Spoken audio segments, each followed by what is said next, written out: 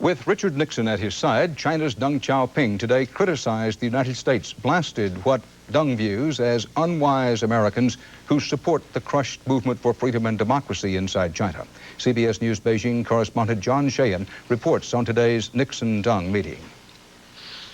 Supreme Leader Deng Xiaoping told former President Richard Nixon that if the United States wants to repair damaged relations with China, then it is up to the American government to take the initiative. We should put an end to the past and open a new chapter.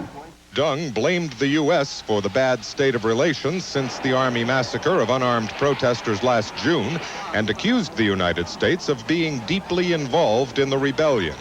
Mr. Nixon plans to give President Bush a complete report on his meetings with the Chinese leadership.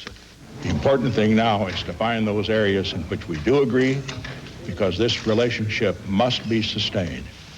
There are still armed soldiers surrounding the U.S. embassy compounds. The embassy protested to the Chinese government that in the last few days, some of the soldiers have pointed their automatic weapons at children of U.S. diplomats.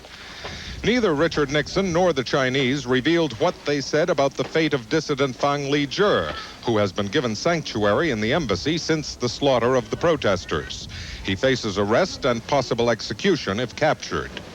One test of how much the Chinese leaders want to restore good relations with the United States would be whether they are willing to negotiate a safe exit from China for Fang and his wife. Having lost more than $1 billion in tourist revenue since the army occupied the capital 5 months ago, Chinese authorities have begun to withdraw some of the troops. At midnight Beijing time, soldiers at Tiananmen Square were replaced by a civilian security force called the People's Armed Police. Officials emphasized, however, that the city remains under martial law. John Sheehan, CBS News, Beijing.